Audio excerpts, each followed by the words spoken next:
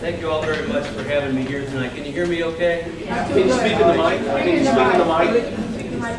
Okay. I'll take the mic.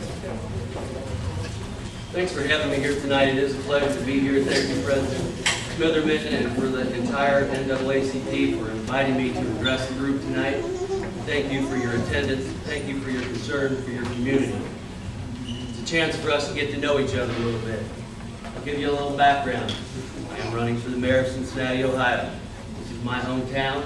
I've lived here my whole life, except for my medical training in Chicago, and except for the time that I served my country in Iraq as Chief of Surgery of Combat Support Hospital from 2005 to 2006. Why am I running for mayor? In part because I was asked. People in my community, in our community, the city of Cincinnati, said, I think you display some leadership skills. Leadership skills that this city needs. And would you take another opportunity to serve the people of your community or your country? And based on that, that's why I decided to run.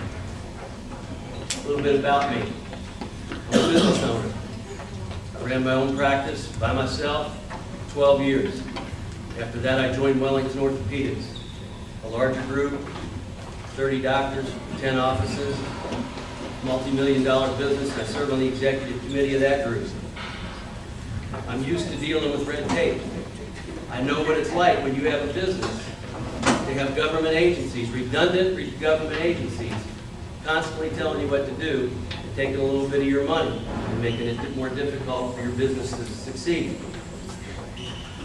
As a doctor, I know the difficulty of getting health care to all of those in need, but I also know the joy that comes from caring for one another.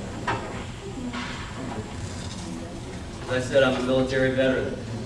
You know, I always wanted to wear my country's uniform. Well, I never got invited to Olympic basketball trials, so I joined the Army instead.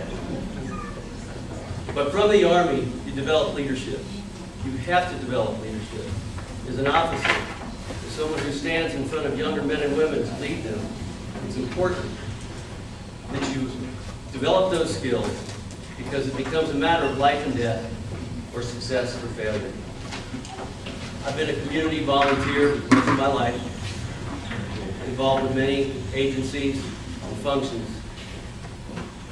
Two of them that I'm particularly involved in, Boys Hope, Girls Hope, which is a community effort of educating bright young men and women, making them scholars, seeing them through grade school, through high school, through college, through medical school, through law school.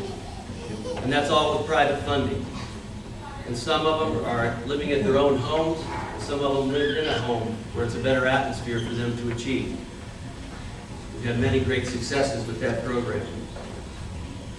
21 years ago, I joined Big Brother. I'm still close with my little brother and his family, and they're here today. Through that experience, I've learned some things. My little brother became like family to me, and he still is. And in his life, he's had some setbacks. And I've seen some of the difficulties associated with coming back from mistakes made, and the roadblocks that exist when trying to live a better life, a responsible life. You know, whether it's military service, community service, or public service, it all comes down to one thing, and that's taking care of each other. Muhammad Ali has a great quote that I think about all the time. He said, service to others is the price that you pay for your room here on earth. And I believe that. And that's how we succeed, by caring about each other and taking care of each other every way that we can. So a little bit about the campaign. I want my campaign to be above board, be a campaign that's about solutions. Solutions for the city of Cincinnati and its citizens. I'm a leader who likes to come to the table with solutions to our problems instead of merely telling you what your problems are. You, citizens, you want to be heard. I won't close the door. It'll be open. I'll meet with you, with your president. I'll be around for public discussion. We talked a little bit tonight about small businesses. Statistics I have say 181 contracts awarded last year and only one given to a minority company. Part of the problem is too much red tape, and that does not seem just. When it comes to jobs in Cincinnati, we all agree we need to create them. Do you place more trust in job creation to someone who owns a business and employs people from the city of Cincinnati, or someone who's a career politician? There should be fairness in job contracts. Smaller firms, minority firms, cannot compete fairly due to the red tape that we have today, and that needs to change. We need to make it easier for small businesses with their quality workers to get their foot in the door. Don't you think that a business owner like me understands that premise and that need? I would like to see our prisons change. I'd like them to be more than just warehouses. Yes. Let's break the cycle of recurrent crime in our city. There are agencies like PACER, that's run by David Fulcher with the Hamilton County Sheriff's Department. There are agencies that serve as examples, like Bond out of Los Angeles, run by Reverend Jesse Lee Peterson, producing responsible, productive citizens, breaking that cycle of recurrent crime. I'd like to improve our police and community relations. No one should have to feel unsafe in their own neighborhoods or homes. No one should feel that they need to have a bodyguard to walk our city streets.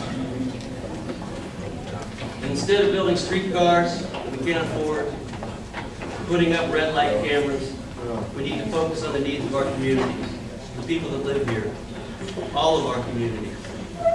The job of the mayor is to be your leader, to work with you, to make sure that you're taken care of, and not to point to other agencies saying that's their responsibility, not mine. Because the mayor is the person you have to turn to, and that's who you should be able to turn to. And let's also look at things like infant mortality rates in our community and address the root causes of these problems and bring healthy children into the world, the children that will be responsible for our future. From the statistics that I can see, the African American rates of infant mortality are 2 to 3 times higher than white people. This needs to be addressed. As someone in healthcare, I know how to address it. I know how to look at the statistics. I know how to get to the right people that understand this and make the right decisions. Let me just say one more thing in closing, if I can, about why I'm running for mayor. And it comes from a quote from Roberta Clemente, a Hall of Fame baseball player who died in a plane wreck on his way to Nicaragua to provide care to earthquake victims there. He said, if you have the chance to make life better for others, and you fail to do so, you're wasting your time on earth.